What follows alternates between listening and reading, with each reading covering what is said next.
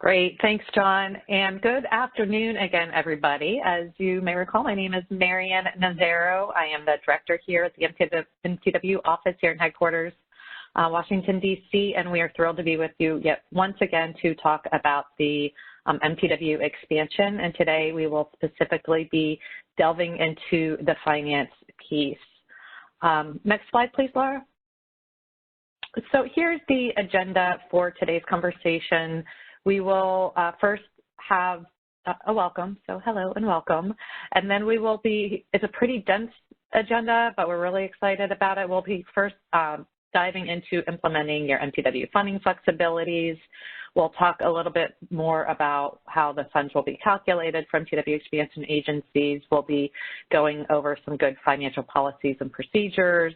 We'll be talking about MTW-specific financial reporting requirements and VMS, FBS, capital fund. We'll talk about how you may use previously appropriated funds for MTW purposes. We're happy to answer any questions. So like all of our webinars, we will have a good opportunity for questions. If you have any questions, put them into the chat box. We'll try to answer them as we go, but we will also have a specific sections during the webinar for to answer any questions that you may have.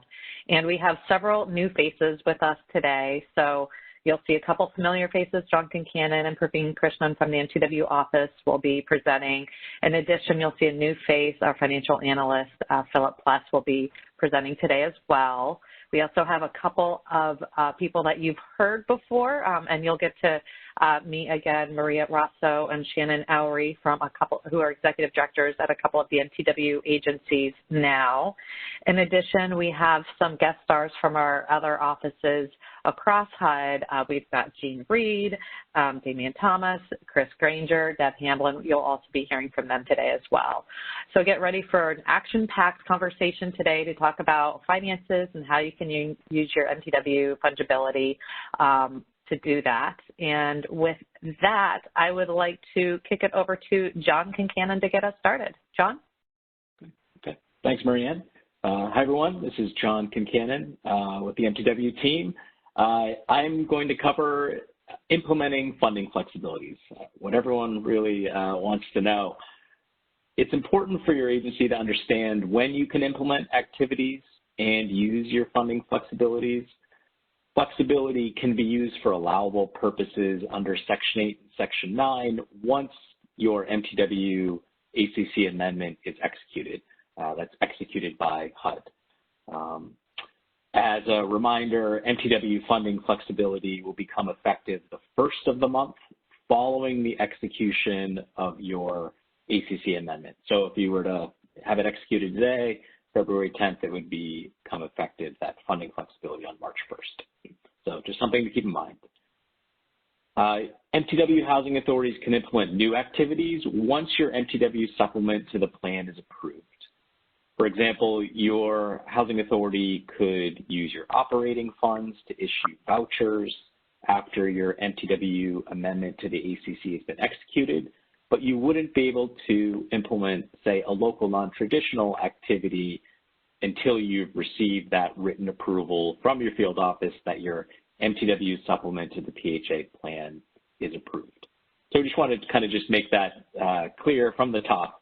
And just as a reminder, because we bring, and I know Chris on our team brought this up during the waivers seminar, local non-traditional activities, that's waiver 17 in the operations notice. That's not Section 8, it's not Section 9, kind of the Wild West of MTW coming up with local, say, rental programs or development programs that suit your community's needs. So we're just making clear it's sort of this third housing program where there's a lot of creativity that you're able to exercise. So with that, I'm going to pass it back to you, Marianne, unless there are any questions. I'm sorry, I'm going to pass it to Praveen. Yes. Hi. Next slide, please. Okay. I am going to first give you guys a quick overview, both on the Section 8 and 9 side, to touch on the funding calculations, the obligations and expenditure requirements, and the requisitioning process. It's actually pretty straightforward. You'll see a lot is not different, has not changed from being non-MTW to being MTW now. But I'm just going to go through all three categories. So first, for the funding calculation.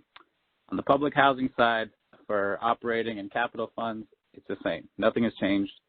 The way it is calculated for non-MTW is the same as it is for an MTW program. So you don't need to really learn anything new there. On the HCV side, the administrative fees are also earned the same way they are for non-MTW agencies based on leasing data and VMS.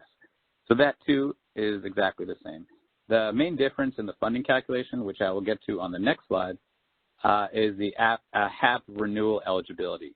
Instead of it being based on just HAP expenses, it will also be based on MTW expenses, and I'll get into that more on the next slide. Obligation and expenditure requirements, they're the same for all three programs. In terms of requisitioning, there's no change on the operating fund side. In the capital fund side, there is a budget line item, 1492 in HUD's EPIC system, where you'll have to enter in MTW uses. And in one of our later slides, we have folks from our capital fund team that'll go into greater detail on that specific field for reporting on MTW uses with capital funds. And on the HCV side, one thing to know is that your monthly disbursement is going to be based on your HAP expenses or VMS unless your current expenses exceed disbursements, unless your current expenses exceed disbursements. And also, if you have a non-HAP expense, you have to request that by contacting your financial analyst in the HCV Financial Management Center. We have our folks from that office actually that will be speaking to you all today. It'll be very helpful going through specific slides, specific fields in VMS that are for MTW agencies. So that'll be good. It'll tell you exactly where to report on your MTW expenses in the VMS system. Next slide, please. Okay, so the funding calculations. This is specifically for the Section 8 side on the HAP side. As I stated earlier, the funding calculations are the same on the op cap and admin fee. The one difference is on the HAP renewal eligibility. So the way it works, and I'll quickly touch on this, and then also at the end I'm going to reference some good material we have online. This isn't the only time. You don't have to memorize this right now. We have a lot of stuff online already kind of talking through this process, but this is just high level how it works. So in order to determine your HAP renewal eligibility every year, we compare two numbers. One is a renewal eligibility cap. So the way we arrive at that is we take your per unit cost, your pre-MTW per unit cost, and we're going to inflate that to whatever the rebenchmark year is, and multiply that by the total number of MTW eligible ACC units. So what we're doing here is we're determining a cap, pretty much the largest amount of renewal eligibility based on how much you spent per unit before your MTW, because the goal here, one of the requirements of being an MTW is we want to make sure an MTW agency doesn't receive more money than they otherwise would have, absent MTW designation, but we still want to allow for flexibilities. So this is a cap that's kind of the ceiling for how much a MTW agency can receive. That is compared to number 2 here, which is pretty straightforward. It's just your HAP expenses plus your eligible non-HAP MTW expenses. So non-HAP eligible MTW expense could be I need to use my HAP money to support my public housing operating fund or my capital fund. And that, because your source is the HAP funding, that'll be included in your total eligible expenses. So what we do is we compare these two amounts, and the lower of the two is what your renewal eligibility will be each year. Again, as always, subject to inflation and proration. So Next slide, please. Okay, so I know I went into some detail there on the actual calculation for the HCV side. I would highly recommend looking at these 3 links. They're all good, especially the third one I feel for the HCV calculation. It spells it out there, it goes through some examples, and as always, we'll be here if you have any further questions, but these are 3 really good resources that are going to cover both on the public housing and HCV side, your funding flexibilities, your funding calculation, and statutory requirements. If you really want to get into a good level of specificity, the actual operations notice, the second bullet here, that's very helpful. One major thing that we talked about here is the HCV funding renewal. That goes into a lot of detail there as well with specific examples. It goes into special purpose vouchers, tenant protection vouchers, all of that stuff is there. So these are all very helpful resources that I highly recommend you look at. Maybe now we can do well, first I guess we could pause for questions, then maybe we could do a knowledge check. Any questions?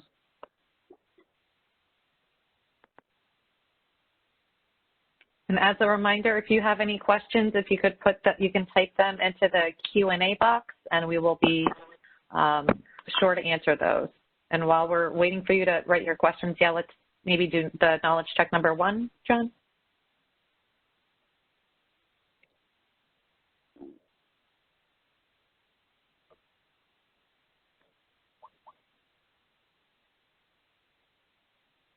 Okay, so the first question, how is the HAP renewal eligibility calculated for the expansion MTW agencies?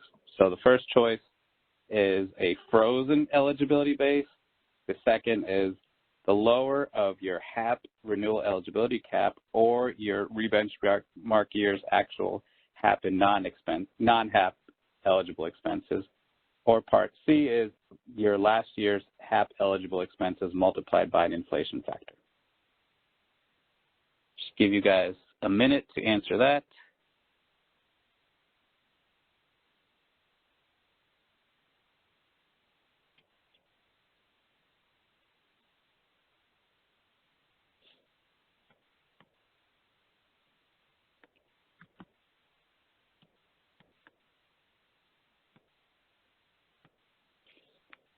Okay, can we show the results, please?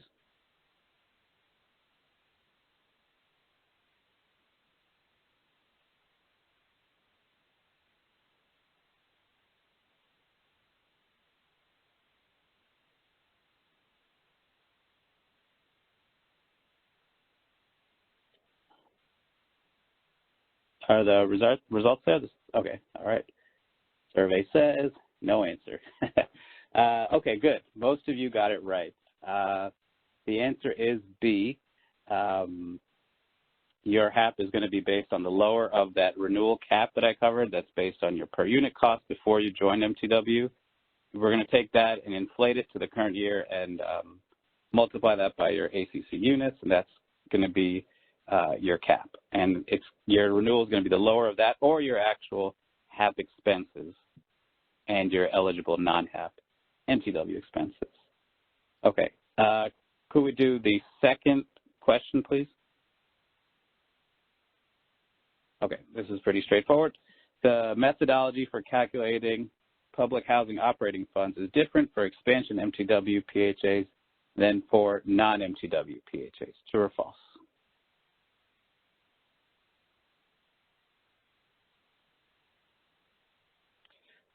Okay, can we show the results, please? Poll will be closing in 20 seconds. Oh, okay.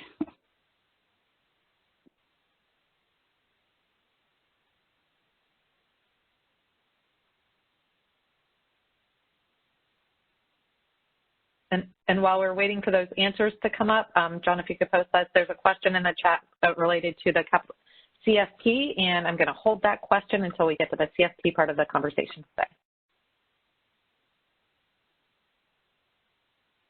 Okay. So That's right. The methodology for calculating the public housing operating fund is not different for expansion agencies than it is for non-MTW agencies. So that's good. That's good. You guys are aware that there's going to be no change on the public housing side in terms of your renewal calculations. Great. So that's it for funding calculations now. As we mentioned, on both the public housing and HCV side, we have our experts from the Financial Management Center and the Capital Fund team. They're going to go into some greater detail on actual reporting requirements. But now I will pass it to Philip Pless, who will go over some financial policies and procedures. And Philip, before you take it, Praveen, there is a question for you in the chat box. Okay. If you could take this. The question is, are specialty programs part of HAP funding, such as mainstream, VASH, and FUP? Okay, no, they are not. They are not. I think the question is, are they part of MTW HAP, and they are separate. So special purpose vouchers, such as the three you mentioned there, mainstream, VASH, and FUP, they are funded separately. So they are separate statutorily, and they're not part of the MTW program. So fungibility actually does not apply to special purpose vouchers. So you can't use, say, VASH money to support a MTW purpose. However, this is a good question. You might be able to apply MTW flexibilities, like administrative flexibilities, to your special purpose vouchers. And on our website, on the MTW website, there is a page for a Q&A on special purpose vouchers and MTW. So it goes through the process of requesting flexibilities for specific special purpose vouchers and reporting requirements. Great. Thank you, Praveen. And so, Philip, could you talk about financial policies and procedures, please? Good afternoon to some of you, and good morning to some of our friends on the West Coast. My name is Philip Pless. I'm a relatively new member to the MTW office. I joined PIH from CPD in July of last year, and so I'm really excited to be here on this training. I had a lot of, I've had a great, experience working with the office so far, and so I'm here to present to you all today on a very important topic, which is about financial policies and procedures as it relates to funding fungibility under the MTW demonstration program. So a big key point that you want to start really thinking about right now is having your finance department consider potential changes to your financial policy procedures and to ways that your agency might need to implement workflow changes due to funding flexibility under the demonstration program. So, for example, there might be changes that you need to make to IT systems, or there might be some consideration you might want to give to your financial policies and procedures due to now that once your ACC amendment has been executed, you will have that ability to, implement funding fungibility. And so one important point to keep in mind about funding fungibility, so that relates to funding fungibility under both Section 8 and Section 9 programs. However, there are still other requirements that apply regardless of the funding fungibility that is available to you as an MTW PHA. In particular, as you see here on the slide, 2 CFR Part 200 requirements still apply regardless of your ability to spend funds flexibly under the Section 8 and Section 9 programs. So, for example, the Single Audit Act provision and requirements, having, financial management systems, indirect cost rates, and all of those good things that are discussed in 2 CFR Part 200 are still applicable to the MTW program and to PHAs participating under the MTW program. And, given that this is a really important topic, we have invited 2 guest speakers to provide their insights and their experience with becoming an MTW PHA. And I'm now going to turn it back to Marianne to introduce our first speaker. Thank you so much. Fantastic. Thank you so much, Philip. And before we turn it over to Shannon and Maria, I would like John, if you could do another knowledge check number 3. Let's see what people are saying. So the question here is, 2 CFR Part 200 requirements still apply for expansion agencies, true or false?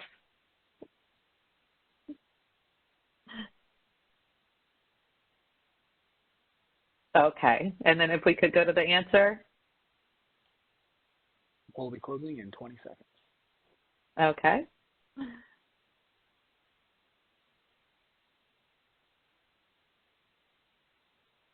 Maybe Laura changed the slide. There you go.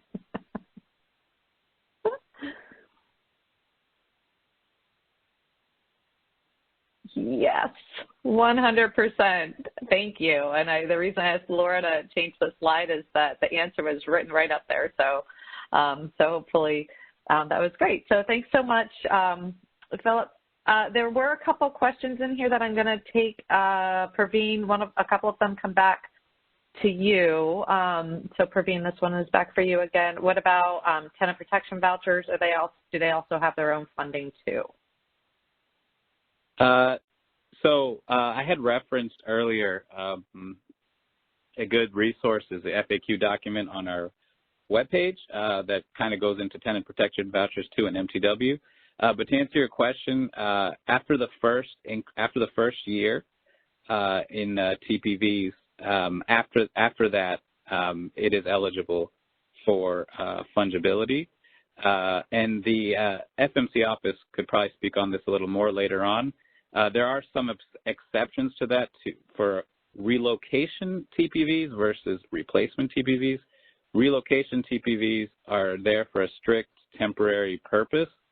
So once they sunset, they don't get renewed and put into the MTW. But the regular replacement TPVs, after their first year, they are eligible for fungibility, and they would be incorporated into the renewal formula I went over.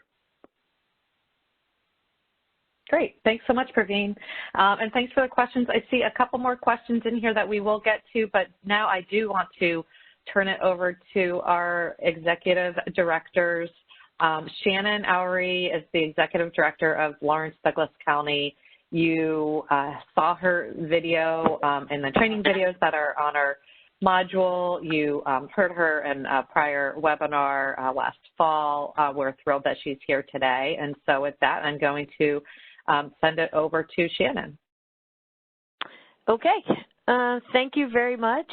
As you can see, I'm not sure where all of you are, but I am in Kansas. I've said this before, it's probably in that video, but the very best thing about MTW is that you can tailor your program to meet your local need. You can see on the agency background, this agency was formed in 1968, and we became MTW in 1999. Those 73 authority-owned units that are listed on this slide are units that we have purchased with our MTW funds.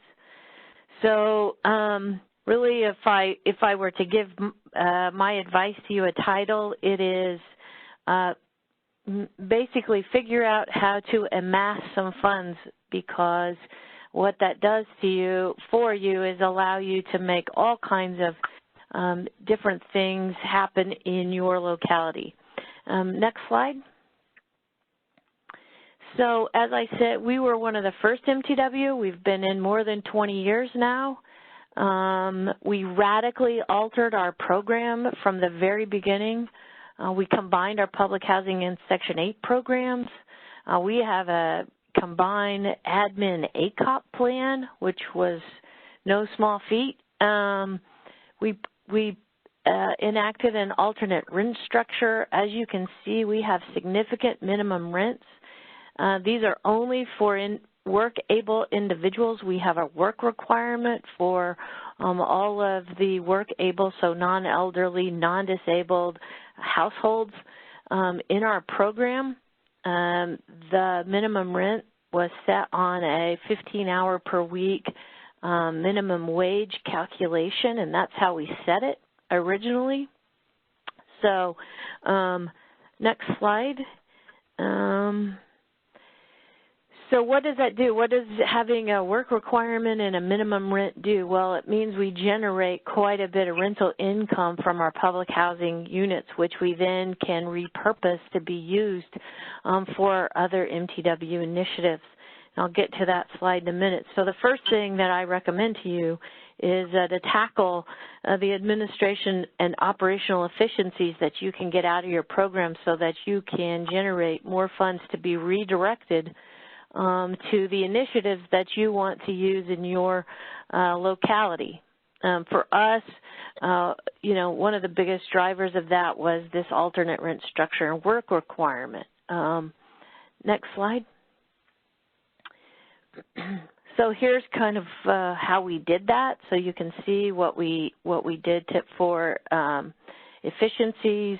You know, obviously the biannual, triannual recertifications. We have some situations where if it's a non-emergency, non-life-threatening item, landlords can do a self-certification that they fixed it. And now, since we've all done COVID and we were all trying to figure out how to do some of these things remotely, they can send us pictures of the completed item. And I won't go into all the details, but this is, you know, sort of the idea of figure out a way with your programs to generate some funds to do some of the things that you want. So we took, you know, those funds, our MTW funds, and we basically do a lot of, you know, different things. We have a very robust resident services office.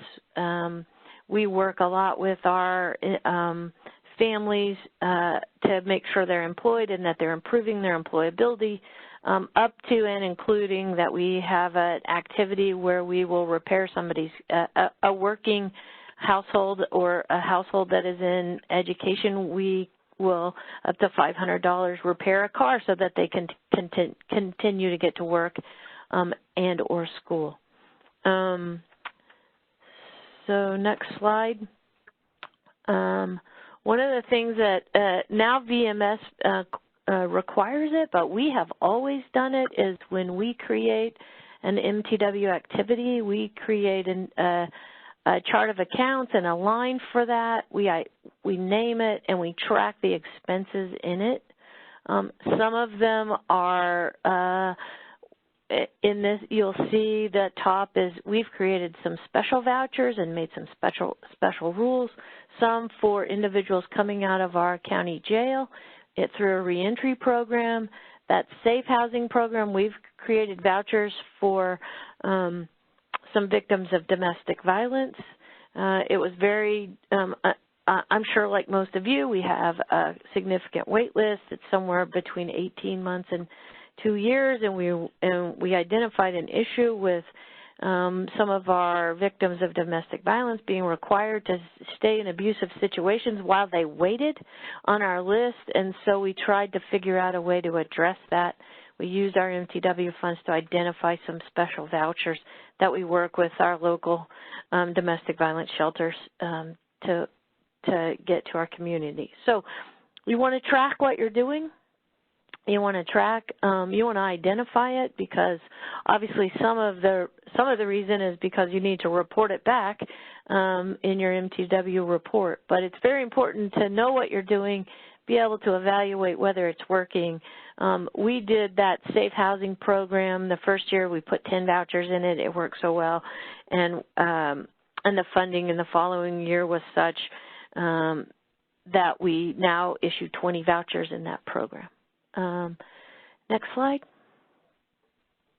And then basically, track your expenses. Be sure you know what's happening to your money, where you can save money. Because of some of the streamlining things that we've done with deductions and different things, it's easier for us to do a recertification. What I will say to you too is I've been doing this for 10 years, so about half of our MTW program. When I came in, I wasn't really sure what to do or how to do it. The MTW office at HUD has a really great website where you can go and look at all the different people. It didn't take me very long to figure out who else was a small agency out there, and I would go and look at their MTW plans or reports, and we'd copy exactly what they did, or I'd look at it and kind of figure out, I'd like to do that, but maybe just this piece and not that piece. Everybody in the MTW plan is happy to work with you, so I routinely called places like Keene or Lincoln, Nebraska, to say, hey, how did you do this? And we all work very well together to help one another do these programs. So feel free. You're going to see a slide with my email. Feel free to reach out to me if you have any questions. But I would just encourage you, one, figure out where your money's going and how you can save some, and then get really excited and creative about what you can do with it. Thank you. Wonderful. Thank you so much, Shannon. A lot of really good information, a lot of really good tips there. I would now like to turn it over to Maria Rosso, the Executive Director of the San Bernardino, of the County of San Bernardino. Maria and I go back from when she was first, where San Bernardino was first designated as an MTW agency, and when I was first an MTW coordinator way back in the day. So, Maria, I turn it over to you. Good morning and good afternoon. Thank you so much for having us here. We're so excited to share just a few, our insight for the new expansion agencies. And I also want to thank HUD for doing this. This is such a great idea and opportunity for the new expansion agencies. So, starting off, our agency background, I just wanted to give you a sense of scope in terms of the number of families that we're currently assisting in our agency size. But I just want to preface that with, we were very mindful in preparing our notes for today and what we were sharing to make sure that what we're sharing is also applicable to all size PHAs. As background, we will be celebrating next month our 13th year as an MTW agency. And as you can see, we've been very busy. We have 27 initiatives, and we have one right now pending approval. And similar to what Shannon stated, I think our initial primary recommendation for the new expansion agencies is to tackle, really focus on administrative efficiencies first. So one of the things that we did at our agency is we got our, key staff together from different levels within the agency and asked them, if you could do anything, right? So your mindset changes. If you could do anything, what would you do? What would you tackle? And start with those administrative efficiencies first to give you, later the time to tackle those more time-consuming or expensive, costly items.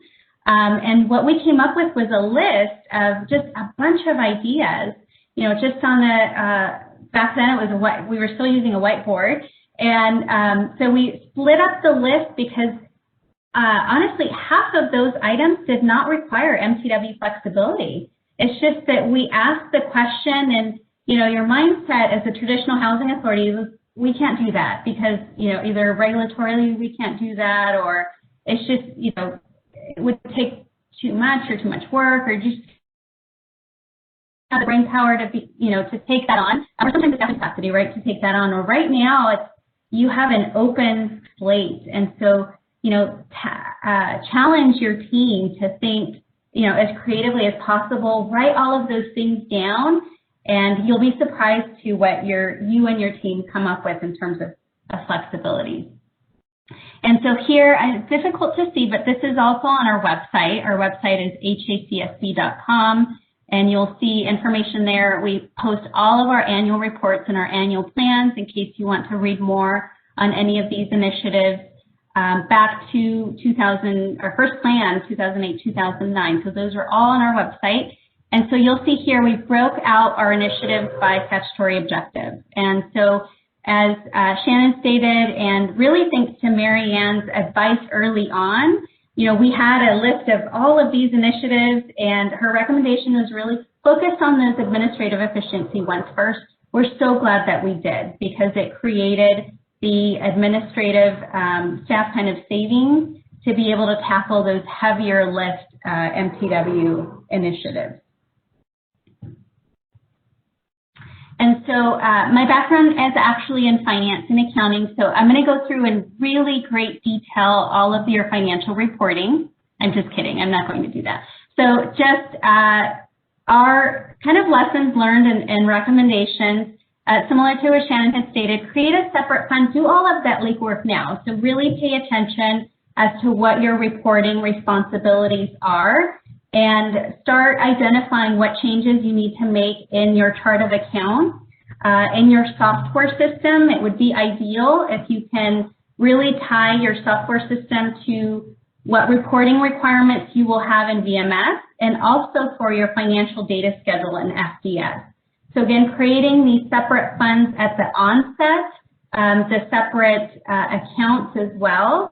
And it's going to be very important to continue to keep track of your expenses separately and by that original source of funds. So even though you have fungibility and you can use, as an example, your HAP funds for public housing, it's important to retain that original source. And so that, your HAP funds, you received $10 million, and of those HAP funds, you spent $9.9 million on HAP, but $100,000 on public housing as an example. So you'll need that information. We talked about the financial data schedule and reporting. There will be new columns that you'll hear more later in this training session. And one thing that was really helpful for us was creating a mapping from your chart of accounts to your FDS line items. We also did that in our software system. So that's something that you'll want to explore now. And also, will your software system accommodate changes that are needed, not just financially, but operationally as well? So starting those conversations now with your software provider. One of the things that I think was a huge kind of aha moment for us is that fungibility will not solve all of your financial problems. You still have the same amount of money. So you had $10 before, you're going to have $10 post your, now that you're MTW, you're still subject to proration, you're not going to receive additional funding. It's just that you can be more strategic as to how you're going to use those funds. And you can, I would suggest creating, implementation plans. If you'd like to see a copy of those and what's included in your implementation plans, we would be happy to share those with you as well. Again, some lessons learned. I think a quick overview of what additional responsibilities your financial or accounting staff or, really small PHAs, it may be the ED that may be doing some of these tasks. So I think it's just important here to note you'll have changes to your chart of accounts, you'll have additional reporting requirements. And I can't emphasize enough that it's really important for your finance team to understand the why behind this program changes. So, there may be a rent reform initiative. It's important to understand kind of the why behind that. Why is it important? Is it going to create more positive outcomes? Because for finance, it's going to create more work. For IT and purchasing, some of your other departments. And so that's why it's really important to understand the why. And I think communication, consistent and constant communication between operations, finance, really all of your departments is extremely important. We do monthly planning and overview meetings, so we do leasing planning and really discuss, changes in how things are going with, our MTW activities. We do a lot of research, and so we're constantly making changes to our activities, and it's important for the finance team to understand why those changes are being made. And then some of the This is just a quick overview of some areas where you may experience additional costs. I think it's important to know this in advance, and just taking the time to go through this list and understanding what could bring on additional costs. I think this is my last slide. Yes. So here is my contact information, and also our analyst that oversees all of our MTW efforts, Nicole Beidler.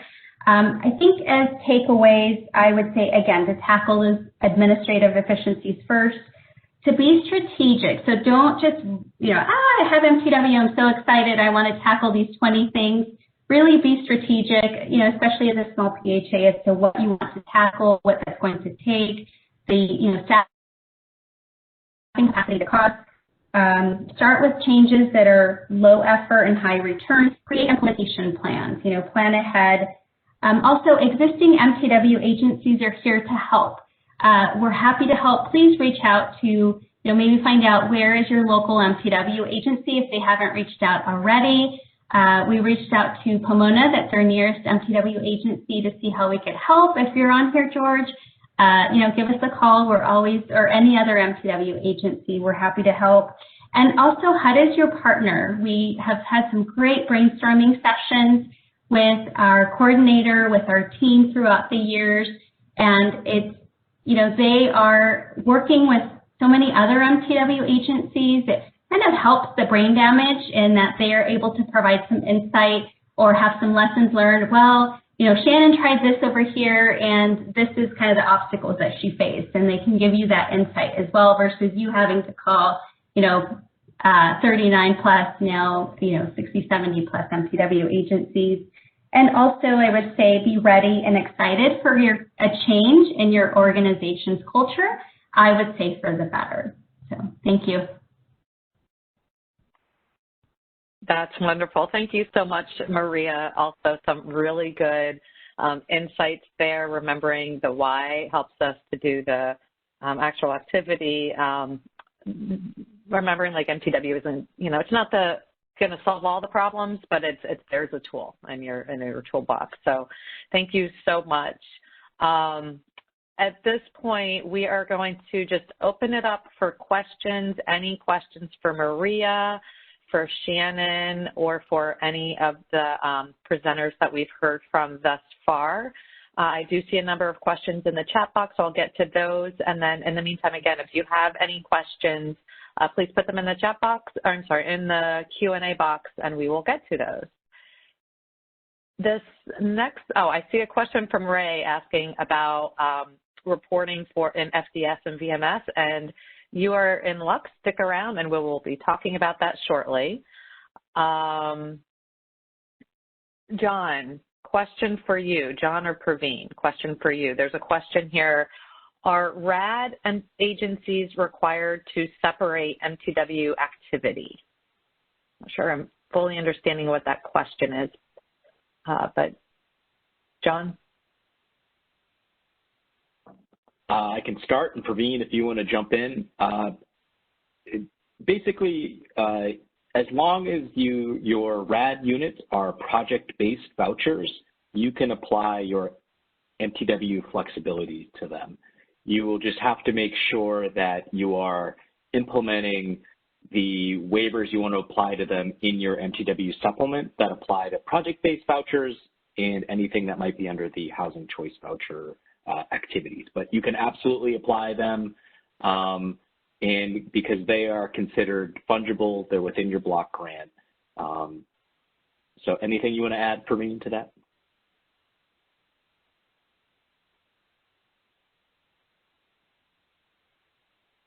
Okay, well, hopefully that answered the question. Okay. And thanks, John. Praveen, this one is for you. Question about, would MTW agencies be eligible for Housing Choice Voucher shortfall funds if they need it? Praveen? Yes. Yes. Yes. Sorry, I think I had a mute issue. Yes, they are eligible for shortfall funds. If you check the latest shortfall notices, PIH notices, you'll see all the categories there. And yes, MTW agencies are eligible for the shortfall categories. Great. Thanks, Praveen. Maria, there's a question for you. Does your agency work with a city financial system, or is it standalone? Great question. It is standalone. We use Yardi Voyager, and we did do an RFP for a new software provider after our MTW designation. We had separate systems, and they were somewhat integrated, but we felt that it would be best, and we so far have been happy with having one software system that has all of the modules and that speak to each other. Great. Thanks, Maria. Shannon, do you want to speak to that about does your agency work with a city financial system or standalone? So we are also a standalone. We have our own system that we use, and you know, the good thing is that most of the systems that are out there are now at least are aware of MTW and able to accommodate some of the special features that we have. But we have a standalone, and our software and our fee accountant are all the same entity, and that helps a bit. Great. Thanks, Shannon. So this is a question for, I'm not sure if it's Praveen or Philip or Maria or Shannon. Do you advise to set up a separate fund number for current BALP HCV and new MTW HCV in our chart of accounts? Maria? I actually think that's a great idea because you had, now you have fungibility. So actually that, to create a new HCV fund post MTW. Great, thank you. I do see a couple of questions in here relating to CARES Act funding, so we'll get to that a little bit later in the presentation. Yes, all of the slides, the full presentation will be available on Hot Exchange afterwards. I'll get to that later, and I'll get to that later. So with that, next slide. We are going to take a break this time. Last time we did not, today we will. We're going to take a 10-minute break. So it is now by my clock 2:49. So at 2:59, we will come back and we will resume talking about MTW finances. So 10 minutes, see you back here at 2:59. Thanks, Eastern. Thanks, everybody.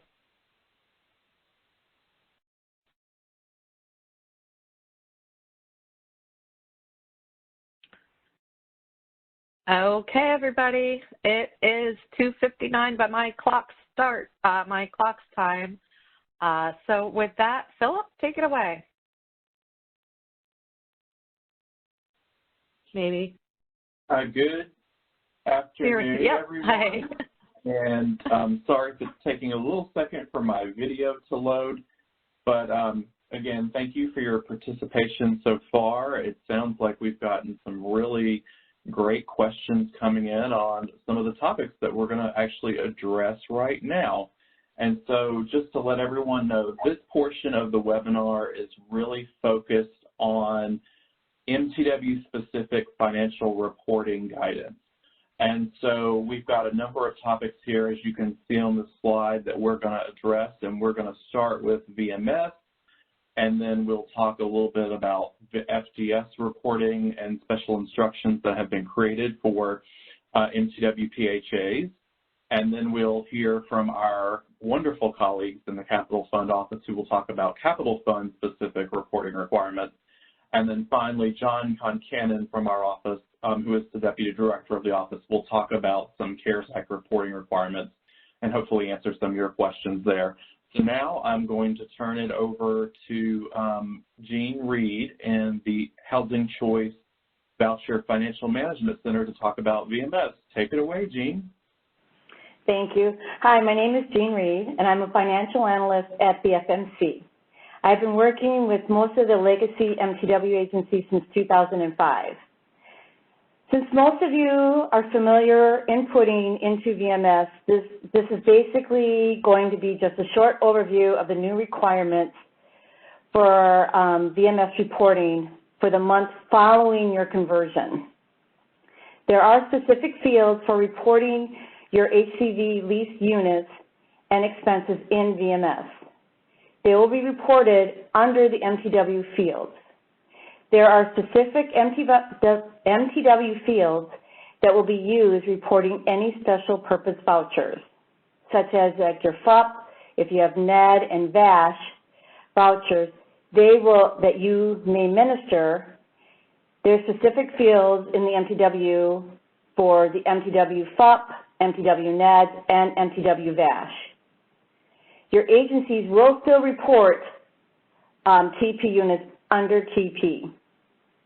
In addition to the vouchers, leasing, and expense fields that will be used, your agency will also begin reporting non-HAP expenses in VMS. There are specific fields available to capture those expenses. Okay, the VMS has a user manual quick guidebook, which is a very good resource for your agency to review. You may want to review the manual in anticipation of your first month reporting to familiarize yourself with what these fields are available for reporting MTW. As we get closer to your conversion, there will be additional information provided. In addition, your assigned FMC FA will always be available to assist you with any VMS reporting questions you may have. Laura, please go to the next slide. Okay, requesting additional funds. The procedure for requesting additional fields for the MTW PHA is very similar to the process you've been using as a non-MTW PHA. You will continue to report to your assigned FA any costs that are not reported into VMS. These costs will now include HAP, non-HAP expenses, and administrative expenses.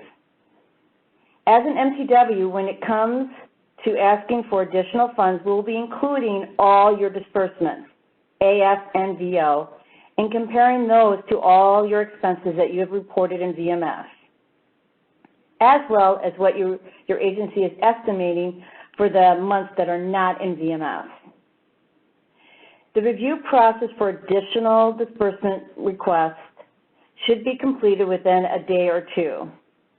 There are instances where the FA may need to discuss specific non-HAP requests to the MTW office, which may add a little more time to review and process, but we try to process them as quickly as possible.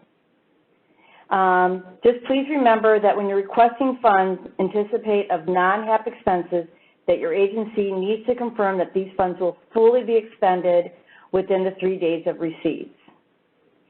We are really excited that your agency is now an MTW agency, and we look forward to working with you on your VMS reporting and additional disbursement requests.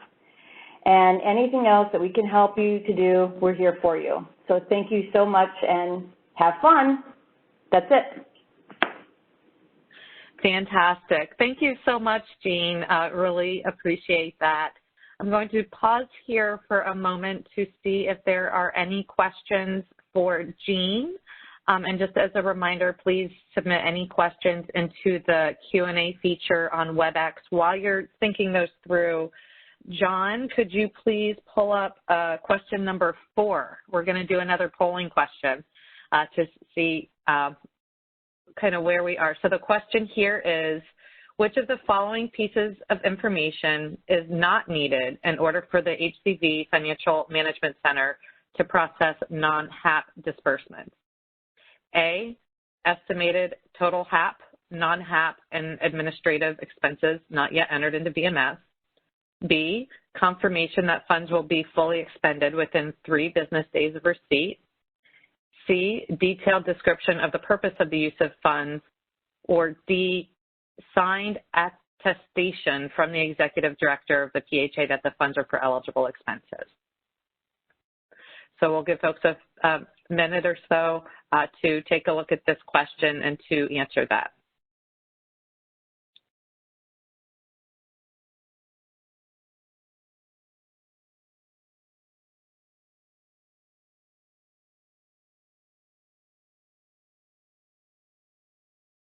We'll be closing in 20 seconds.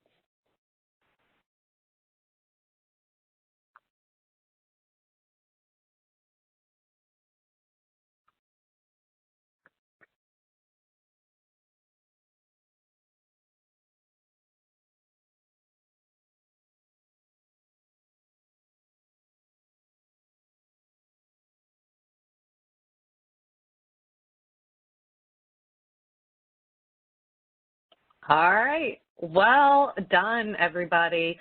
The answer is D, the signed attestation from the executive director. Well done. So let's see if there's any questions specifically for Jean. No, these other questions, we will get to them, I promise, at the end of the presentation. Now I would like to turn it back over to Philip. Philip? Thank you, everyone. Hopefully you should be able to see me and hear me now.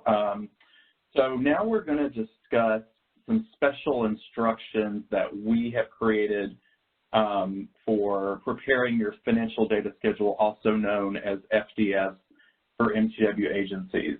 And so the first thing just to keep in mind is, just like as you currently are as a non-MTW agency, you're going to report your unaudited and audited financial information to the Financial Assessment Subsystem Public Housing, or FASSPH. That is a mouthful. I apologize if I, got tangled up a little bit there, but that is just the same as you currently are.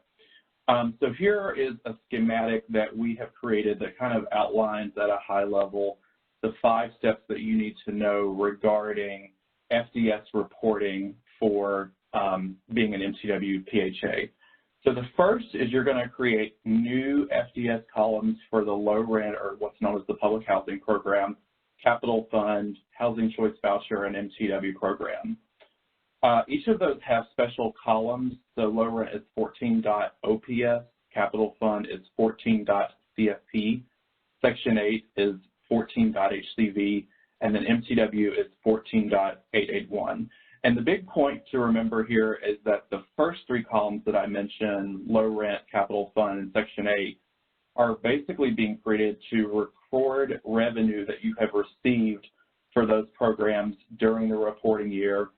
And that revenue and subsidy revenue that you have received will then be transferred to the MTW column, which we're going to talk about in a minute. So essentially think of these first 3 columns as a pass-through. You're recording them, you're establishing them, you're reporting your revenue, and then you're going to transfer it to the MTW column. So the second step that you want to keep in mind is, as I've just alluded to, is you're going to report the grant and subsidy revenue in those 3 columns. So in your low rent, your capital fund, and your section 8 program. So your low rent will be reported under FDS line 7600, which is operating revenue. The capital fund will be under 7610, which is the capital grant, and then 7600 as applicable. And so finally, your section 8 revenue will be reported under line 7600 as well, which is operating revenue. So after you've done that, you're going to then transfer all of that reported revenue to the MTW program. So all of that stuff that you've established in step 1 and 2, you're then going to transfer to the MTW program column, which is 14.881, and there will be no leftover amounts in those first 3 columns that you've established. So essentially, as I'm saying, you can think of it as you create the columns, you report your revenue that you've received in those line items that we just talked about, and then you're going to transfer it over to the MTW column. The next step is essentially just the same as you would be as you currently are as a non-MTW PHA, and that's going to be to complete any of the supplemental schedules related to your public housing projects. with the only exception that the PHA will enter the funds needed to operate each project as a transfer in from the MTW column. And then finally, it's just really important to understand the different asset management types. And, that information that information is captured in a memo that will be addressed in the next page. But the final point I just wanted to, mention for this slide is that just as you currently do as a current MTW PHA, the timelines associated with submitting FDS information are not changing. They're exactly the same. So just to keep in mind that your unaudited year-end financial information is due to HUD through to the REACT system no later than 2 months after your fiscal year is ended. And then finally, your final audited electronic submission of your FDS is due no later than 9 months after the fiscal year end. Next slide, please.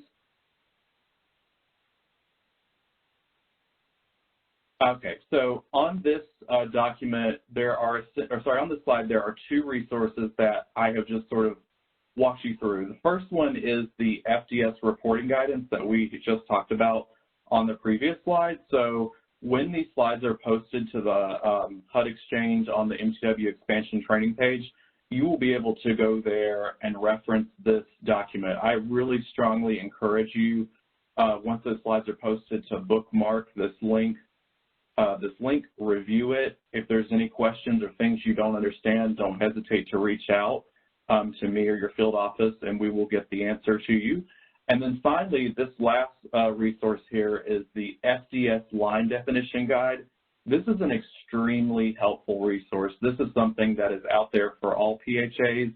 That link is another link that I strongly encourage you to, take a look at, be familiar with it as you're starting to implement the changes and getting ready for your first FDS reporting down the road. And with that, I'm going to turn it back to Mary Ann to field questions on in the material that we've covered so far. Great. Thank you so much, Philip. That was really helpful. There is a question here for you that I'm going to ask. And Philip, while I'm asking you this question, John, could you please bring up the knowledge check question number 5? So while you're bringing that up, let me ask this question to Philip. Maybe Maria, I just lost the question when that came up. The question is, do you think that each activity should have its own fund, or can it be accounted within the single fund? I'm not sure if I'm following what that question is. Philip, do you have that, or maybe? I'm not quite sure I follow what they're asking. So are they wanting to know if in their internal accounting system that they? Yeah. Maria, I see Maria. So yeah. Maria, can you get us to an answer here?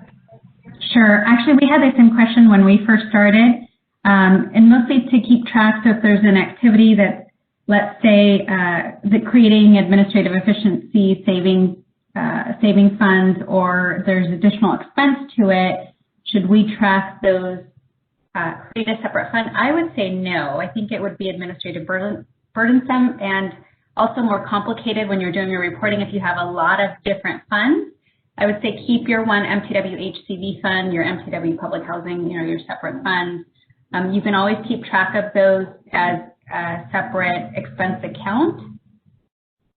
Or if your financial software system has some other capability to track those, we track those not as separate funds. Thank you, Maria. Okay, back to this polling question, number 5. I think I had it and I lost it. I'm not. So you can put that back up, John?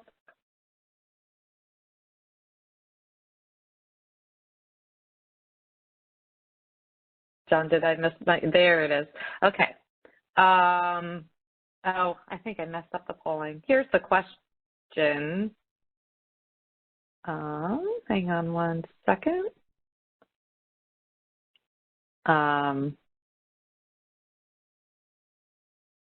Maybe. Okay. Question number 6. Can you pull up question number 6, John?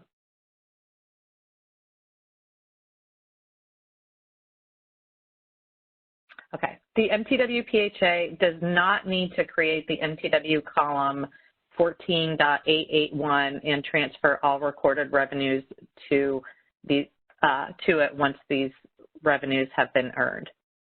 So again, the question is, the MTW PHA does not need to create the MTW column 14.881 and transfer all recorded revenues to it after these revenues have been earned.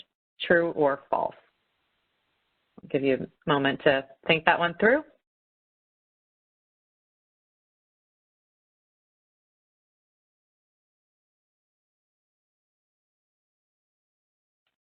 The poll will be closing in 20 seconds.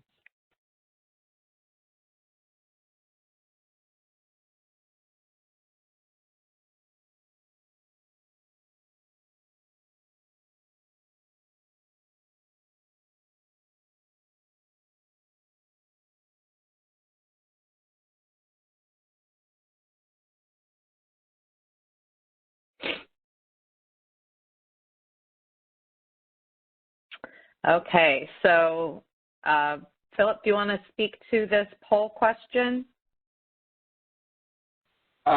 Sure, yes.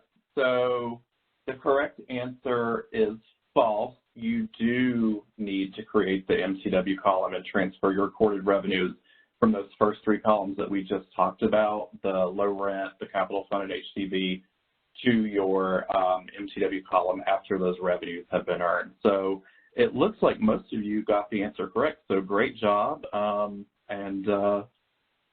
We have one more poll question I think we can fire up here. It's, John, can you load poll question 5?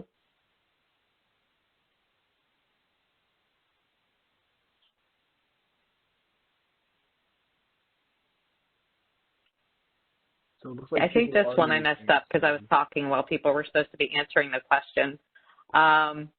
So the question here was, expansion agencies must still submit unaudited and audited financial information to HUD using the financial assessment subsystem, public housing. True or false? Do agencies still need to submit their audited and unaudited information into PHAs? And the answer to that is, Philip? Sure. The answer to that question is true. As I mentioned in the previous slide where we covered the graphic, you still are required to submit your audited and unaudited financial information to HUD using REACT system, which is the FAS/PH. So good job to everyone that got that correct. And so I'm going to turn it back to Marianne to see if we have any more questions. All right. So I see some questions here. CARES Act. I think for now I am going to turn it over to a next slide. I would like to introduce our colleagues from the Capital Fund Office, starting with Chris Granger, and then to talk about Capital Fund reporting requirements. Chris? Thank you so much, Marianne. Hello, everyone. I'm Chris Granger with the Office of Capital Improvements, and we work closely with Marianne, John, and the rest of the MTW team. So we're really glad to get to talk to you today. And so let's go ahead and take a look at the Capital Fund. We're going to discuss today some really important items that have a real impact on housing authority finances. First, we are going to talk about obligation and expenditure, things you might be familiar with. Then we're going to discuss the concept of immediate need and how to follow this practically. And then I'll turn it over to my colleague in the Cap Fund, Damian Thomas, who will talk about the EPIC system. So first things first, obligation and expenditure. Remember when Praveen talked about obligation and expenditure? I'm going to expand a bit on what he said specifically for the Capital Fund, but it's really important to remember what he said about how for obligation, things are still the same. There's no changes. So that's good. The main change is this 1492 budget line item, and Damian is going to talk about that in a few minutes. So what is an obligation? Generally, an obligation is a binding agreement. It's executed by all parties, and it's for the work, physical work, or financing that will result in capital outlays funded by the housing authority. So it could be immediately or in the future. Essentially, we're talking about a contract. Typical obligation is going to be when the contract is signed. So that will be the obligation date for that money. Every month, the Housing Authority needs to report on obligation progress in the ELOCS system. That's the line of credit control system we use for managing and drawing grant funds. And you need to report on all open grants. So that's any grant that doesn't have a pre-audit date. So even if the grant is 100% obligated, it still needs to be reported on every month. Based on the regulation, each capital fund grant must be obligated 90% by the obligation end date, which is 24 months or 2 years after the award. So let's move on to expenditure. Expenditure occurs when a PHA has a bill that's due and payable from the vendor. The capital fund grant must be 100% expended by the expenditure end date, and that's going to be 48 months or 4 years after the grant is awarded.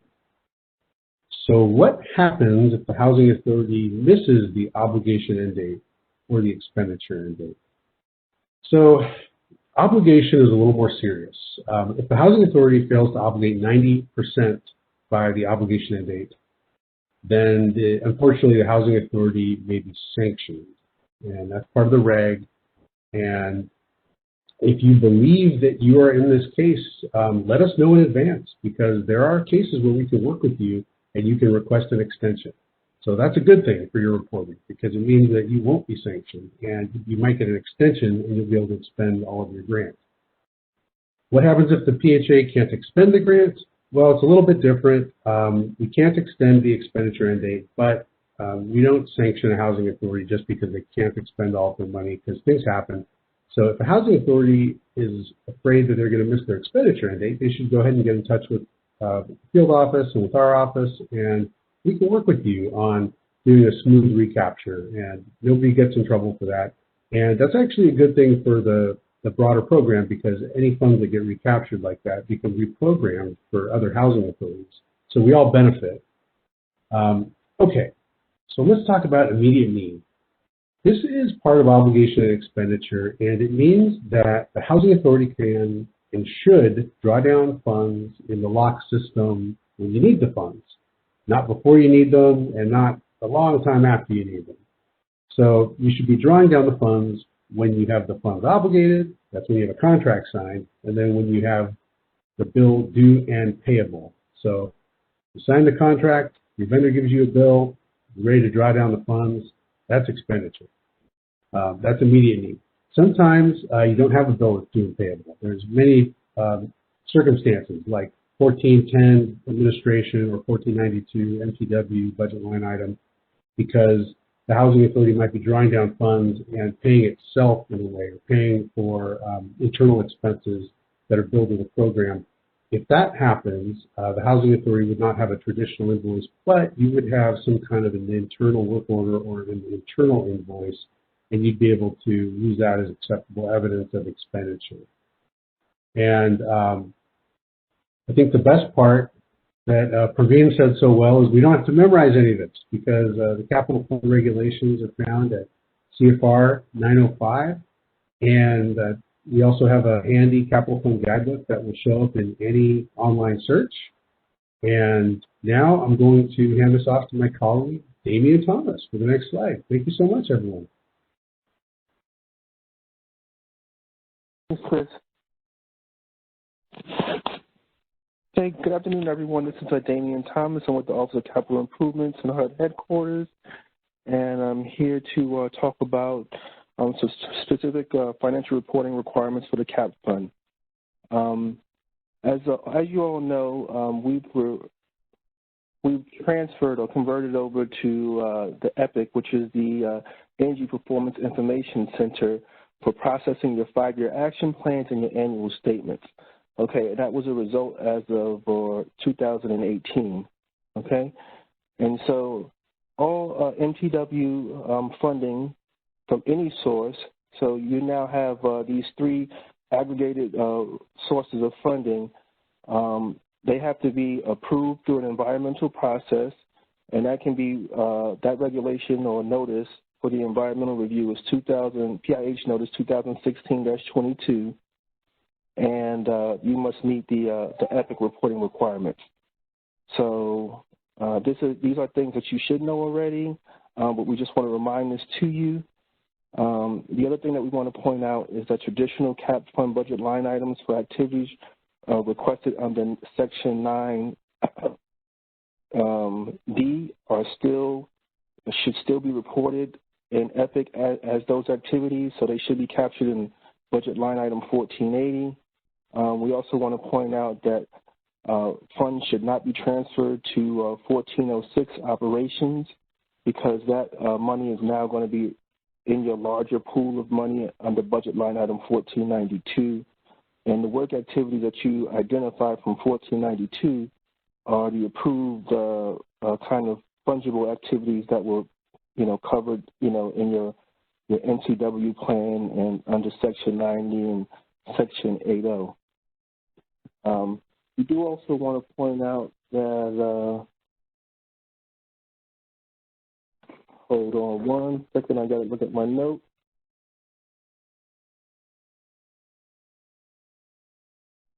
So we want to make sure that we just want to reiterate that you shouldn't use non-cap fund activities under 1492, okay? And so I think that is it. Oh, one last thing, and Chris pointed this out. We do want to kind of make sure that funds should not be drawn down until funds are due and payable for all cap fund related activities. So that's all that I have. I'm going to turn it back over to Mary Ann to see if we have any questions. Fantastic. Thank you so much, Damian and Chris. That was a really good overview of the reporting for the capital fund. We do have a question in here relating to cap fund reporting, maybe for one of the two of you, or maybe John Kincannon.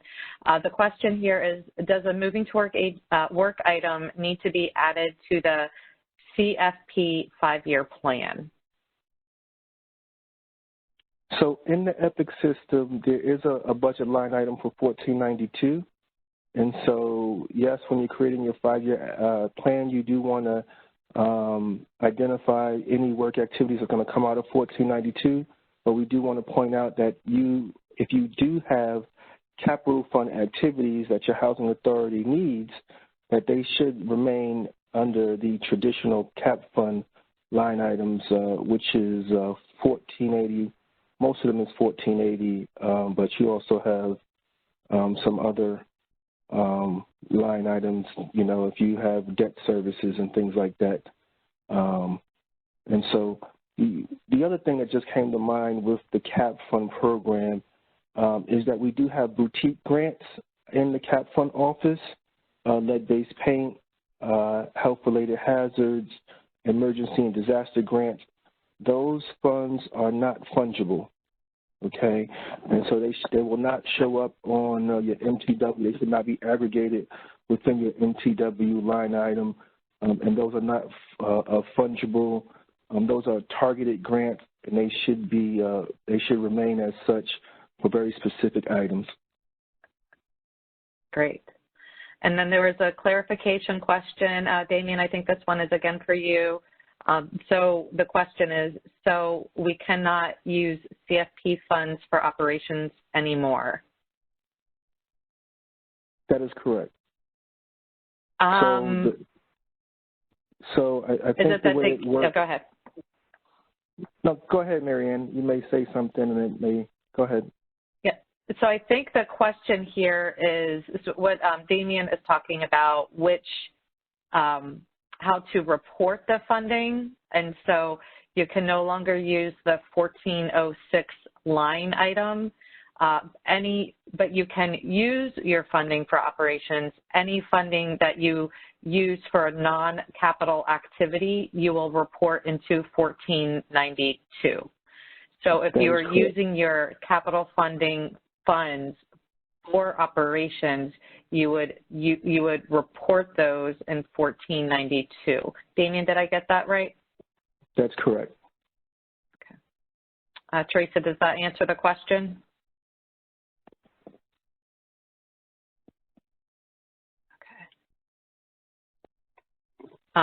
Okay, so I think that is, and then a second question on that is, what if we have already been approved for the operations line item? Damien? Well, I'm not sure about that. I would have to refer back to you guys as far as where you draw the line in the sand.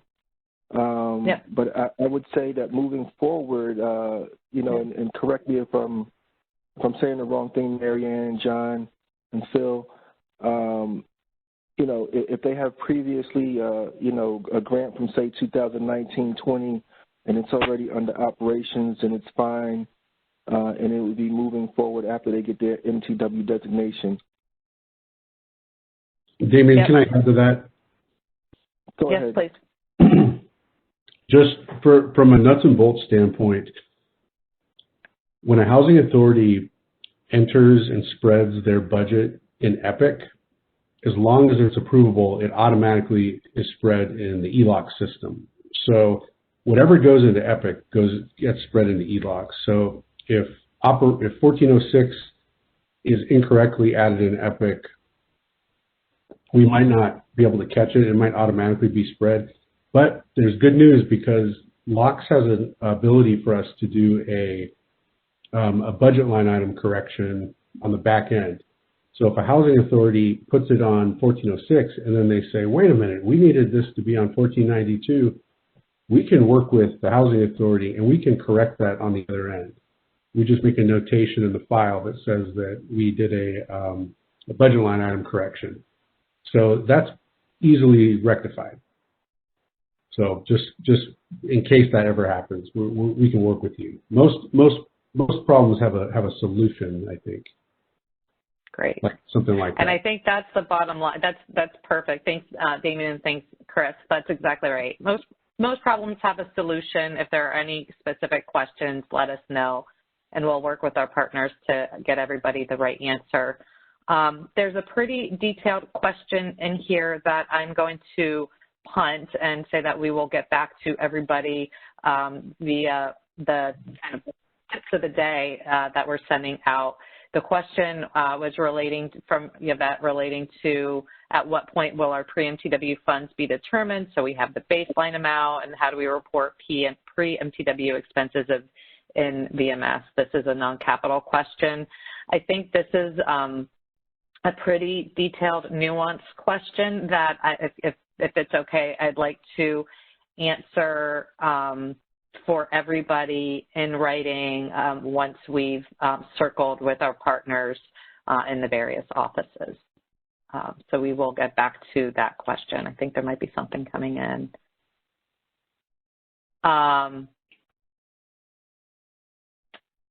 So Wendy has a question. So similar to how we don't, so there's a question here, and I think this is for Damien or Chris.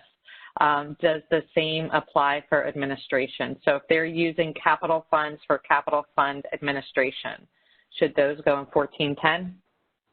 I believe those go in 1410, but Chris or Damien, can you confirm? Yeah, we confirm that. And go ahead, Damien. No, go ahead, Chris. Somebody's at my door. Sorry about that.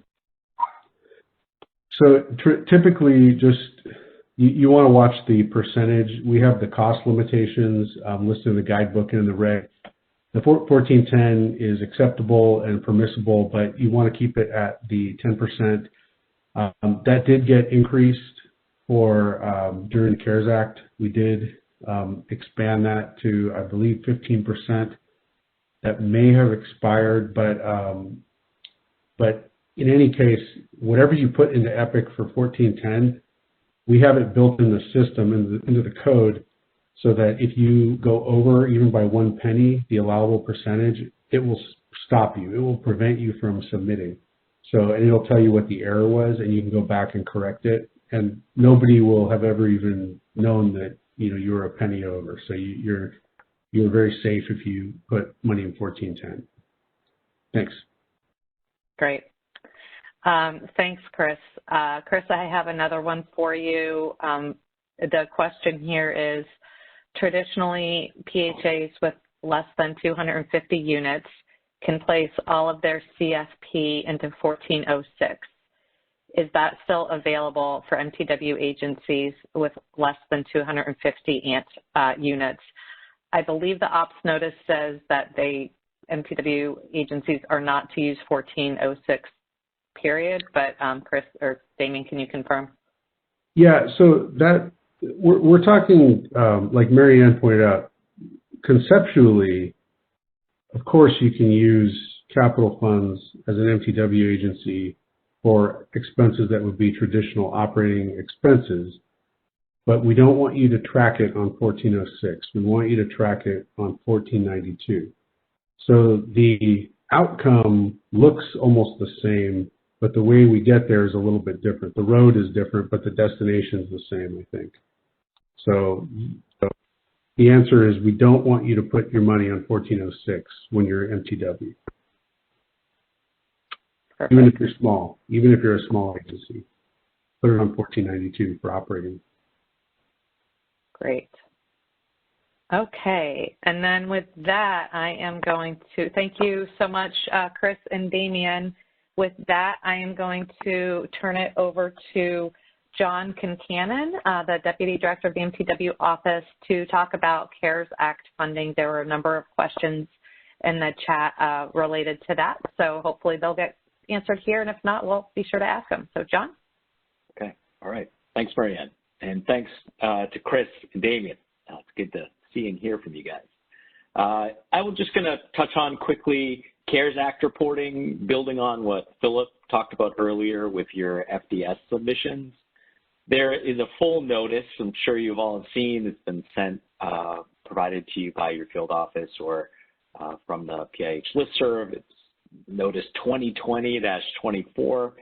That it lays out in detail your CARES Act reporting in FDS, and we've built in a lot of explanations on how to report for MTW housing authorities. Now, I'm looking at this slide, I realized I left out the major point I wanted to make is if you receive supplemental funds, say the first bullet in operating funds, you can use it for traditional operating fund purposes, or you can use it to, quoting the notice, to prevent, prepare for, respond to COVID-19. So those are the traditional uses, those two uses. If you're an MTW housing authority, you can use your supplemental, say, as an example, your op funds, you can use them for any interchangeable purpose. And that was a question in the chat that we received. So the fungibility applies to your CARES Act funding. If you do exercise fungibility and use, say, operating funds for an other MTW purpose, or say for vouchers or for admin fee, you'll just have to report them in an MTW column. You'll have to create an MTW column. You would report those funds going out of, say, the operating fund and going into the MTW column. The notice is really clear. It can explain it much better than I can. This may not be an issue if you've already expended your CARES Act supplemental funds or if you plan to use them in traditional buckets. But if you do want to apply MTW fungibility, again, which would kick in the first day of the month after your ACC is executed, you can do it. So, we're always making our lives a little bit more difficult for our friends in the voucher and public housing office and the finance offices, but we want to give you a lot more flexibility. And so that does exist if you choose to exercise it. And again, the notice is there, and there are, when you go to HUD.gov in the top right, there are coronavirus resources with an all too familiar, graphic for COVID-19 that we've all seen everywhere. If you go into that, there is a public housing section with an FAQ that we've been continuously updating. And in that FAQ, it also reiterates that you can use your supplemental funding for other allowable MTW purposes, including local non-traditional funding programs, as long as that's approved in your MTW supplement to the PHA plan. So if there are any questions I didn't cover, Mary Ann, please let me know. I will pass it back to you. All right. Here is another question that thanks, John. I think you covered it, but I'm going to ask it just to make sure that it's clear. The question is for agencies that have not spent, been reimbursed for all of their CARES Act funding, would it be better to do that prior to designation?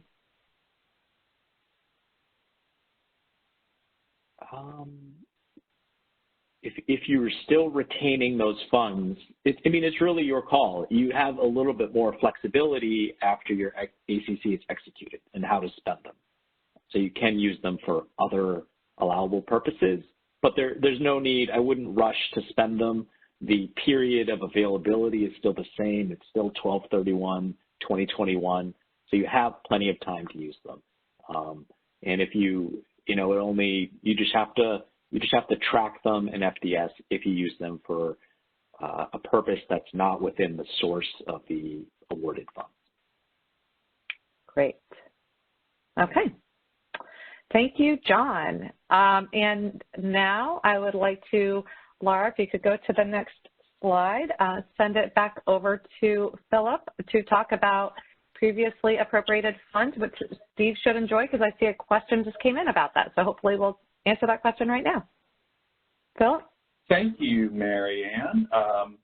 So I think this is a topic that everyone is dying to know about. And so we're going to discuss what can you do with your previously appropriated Section 8 and 9 funds. And we're going to really, give you all the information that you need to know. So right now, your previously appropriated Section 8 and Section 9 funds can be used flexibly by expansion PHAs.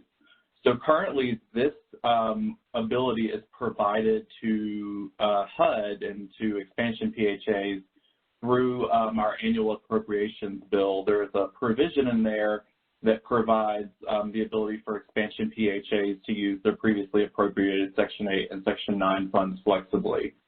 So one of the things to really keep in mind, and this is extremely important, is that this is a temporary provision and it has to be renewed annually. And so all PHAs, all MTW PHAs are responsible for keeping abreast of the status of this flexibility. And you can see here on the last bullet point here, there's a link to our website. We actually have a web page that addresses this specific topic. And so when you click on that link, when the slides are posted on the HUD Exchange, you will see the language that we've written up, and it'll show you that currently you were able to have this ability through September 30th of 2021. So this is a provision that is subject to constantly being updated by us per congressional direction. So after that date, we will again update it based on where we are. We typically do not have a budget until after October 1, as you guys may know. So, if we have a continuing resolution, we'll make sure that we update that so you guys are aware. But that's a really important point, and I know that you guys are we're probably really anxious to have that information at your disposal. So with that, this is our last topic. I'm going to turn it back over to Mary Ann for some additional time for question and answers that you may have on finance topics. Thank you so much again for participating in this webinar, and turn it over to Mary Ann.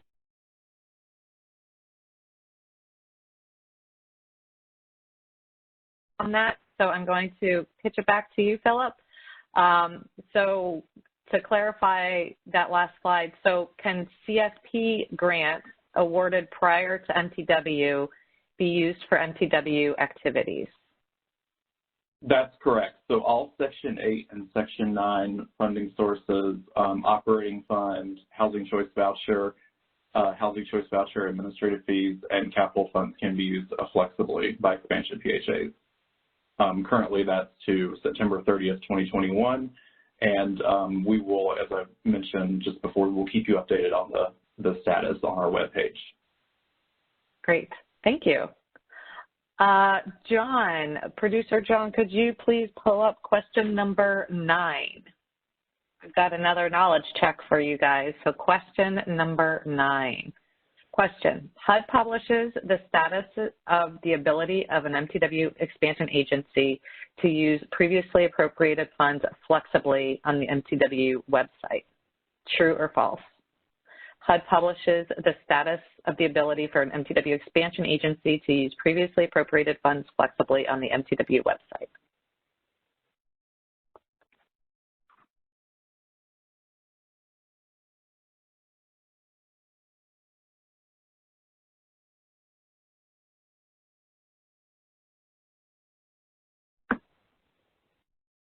Poll will be closing in 20 seconds.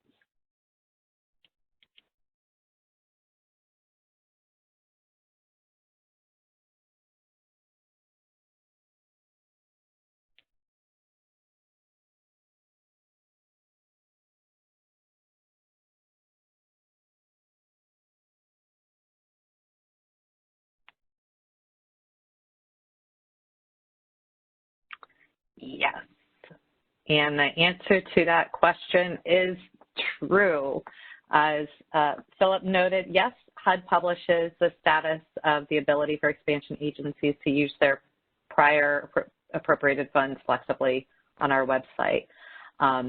That is, though it is, the responsibility of each agency to know. We do have that information posted on our website, and the link is both from our MTW webpage as well as in the MTW operations notice.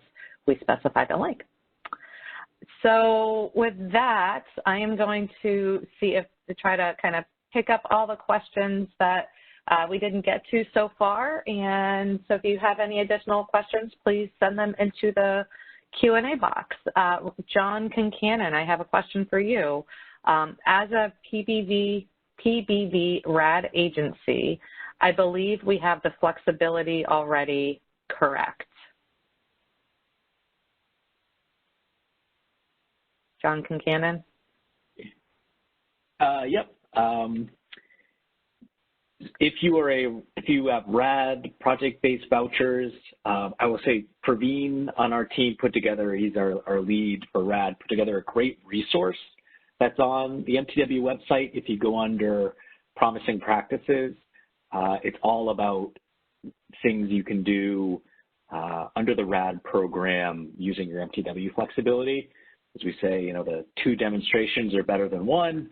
But if you do want to apply your MTW flexibilities, the waiver flexibilities in changing policies and things, if you do want to apply them to your RAD PVVs, it would have to be approved in an MTW supplement to the PHA plan. But when it comes to the funding fungibility, if the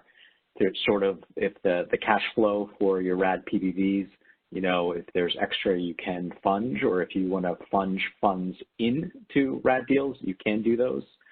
So I'm not sure I totally got that question, but you can apply your funding and your waiver flexibilities to RAD PVV.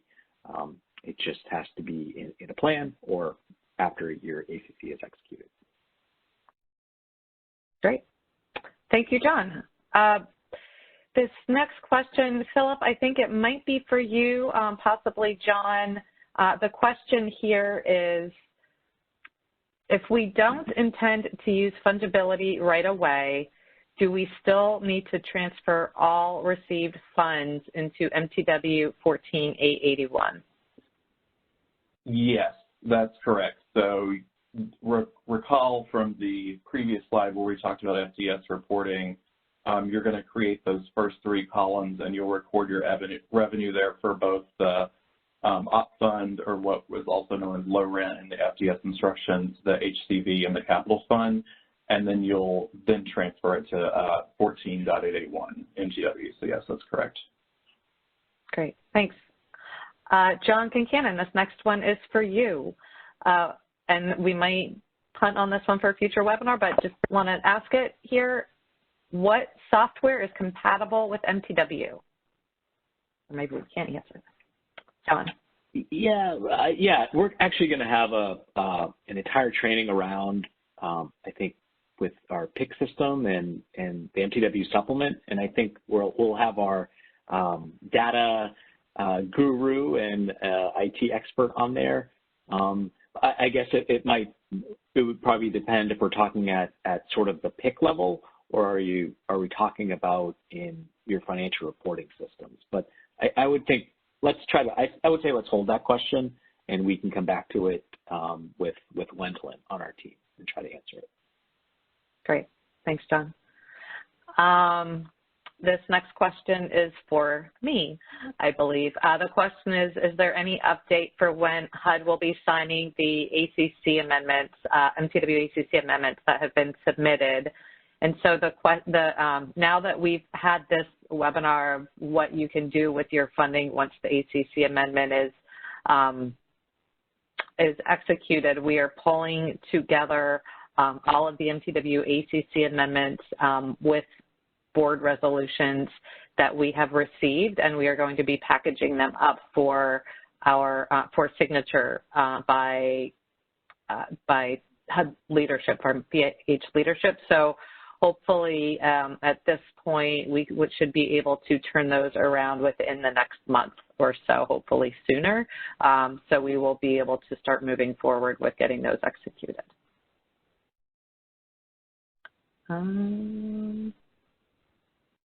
So John, this is a similar question to the last one. Is there a good RFP for the software requirements for MTW? John Kincannon, is there a good RFP for the software requirements for MTW?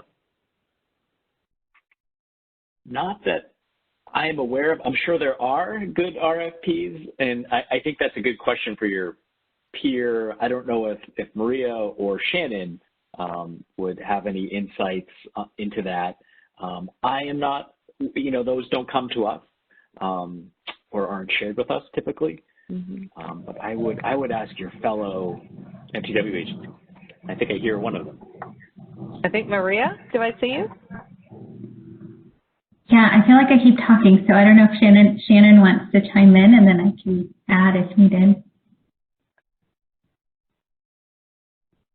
The only thing that I'll say is that we did a survey a couple of years back of all the different software that the MTW use, and I think we'd be happy to share that if one of us can locate it. And just as a broad general overview, there are things that different software do well and things they don't do well, and it'd probably be the best if you want to talk to an agency that's actually using them.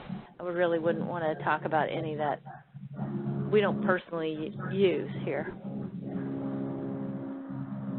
I would agree, and we have to share our RFP as well. Great. Thanks, Maria. And HUD, we can't recommend one software over another, so talking to your peers on that is a good approach. So great, Shannon and Maria, appreciate that.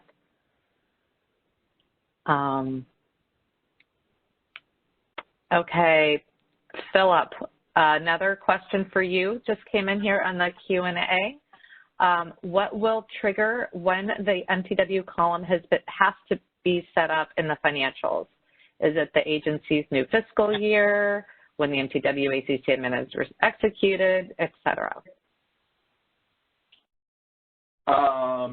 So to answer your question, you're going to want to set that up at the beginning of the process. So what I would really encourage you guys to do, just to reiterate from what I was saying earlier, we've posted the special instructions for FDS reporting with all of the sort of nuances of all that. I would encourage you guys to go back and review that right after this webinar when it's posted.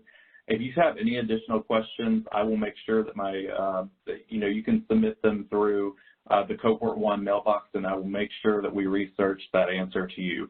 So that's my basic suggestion, is to just go through that and follow through the steps. And if there's something that's still not clear, just let us know, and we'll make sure you get an answer to your question. Fantastic. Thanks, Philip. I am now going to go through the questions to make sure I didn't skip anybody. I will get back to on this pre-MTW funds baseline amount question. I'm not sure. I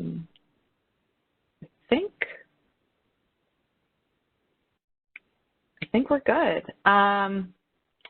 So with that, I would really appreciate if you guys could, we're going to wrap up, and I would appreciate if while we are wrapping up, if you could type in the Q&A or send us to the MTW Cohort 1 at HUD.gov how are these webinars going? Are there any suggestions for improving like the format, the content? If there's certain topics that you'd like us to delve into? Is this about the right pace? Anything that you have, we just want to make this onboarding experience as good as possible for you all. So please, any suggestions, any tips, anything that you guys have to offer, please let us know, whether in today's Q&A box or you can send us an email. And with that, Laura, next slide, please. Okay, so as a reminder, we have a lot of resources available for the expansion agencies. The MTW ACC amendment, we sent that around. You should all have that, be very comfortable with it. If you go to our MTW website, there's a Cohort 1 page with all of the resources that you might need. There we sent out the welcome letter, the timeline, a lot of additional resources within that. The MTW operations notice here, we put it into the user-friendly version of the operations notice, and I encourage you to save that as a bookmark and become very familiar with that. All of the requirements for the expansion agencies are available and indicated in the operations notice. We have the overall moving to work page. From there, you can see all kinds of information about what your peers and the other legacy agencies have done. We have a new promising practices page where we're talking about different activities. There's the RAD resources, the SPB resources, a lot of the information that we talked about today. The expansion page on HUD Exchange, there you'll find the online module that we've developed that really takes the operations notice and takes the requirements and breaks it down into step-by-step portion, so you can go back and refer to that at any point in time. You'll see some familiar faces there. You'll see Maria, you'll see Shannon. They both did videos for us for that, and so you'll see them on that page. The expansion training, a lot of really good information on the training page, and all of these webinars that we've done so far you'll find available on the HUD Exchange training page as well. So definitely keep your eyes out for that. Next slide. And for any additional insights from Maria and Shannon, they both talked about funding fungibility, and they were kind of videotaped early on, and so we'll have the links to their videos here as well. Next slide. And then what's coming up next? Okay, so our next webinar is actually next week, and so with that one, you will be meeting our the evaluator, our friends in the Policy Development and Research Office, and then the evaluators will be telling you kind of what's in store for the evaluation. And this is a plug. As you may have received that email yesterday that we have each of the MTW expansion Cohort 1 agencies are going to be receiving a grant, a $25,000 grant for software updates for the purposes of needing to do the evaluation. So you will be getting an email from our colleagues in PD&R on that shortly, hopefully within the next week or so. So this is another plug for getting us your points of contact information, so we make sure that we are getting all, that everybody's getting the information that you need. On March 10th, we have, we're putting together the training on the Moving to Work supplement. We will answer questions from how to think through your activities, how to get them started, to how to actually fill out the online form. So we're really excited about that. And then on March 24th, we will have the transitioning to PIC-NG, the new software system. And so we'll have some more information about that on March 24th. And so with that, I think that is it. Next slide.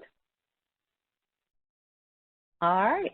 With that, I will say thank you, and look forward to seeing you guys next week on the evaluation slide. So have a great afternoon, everybody.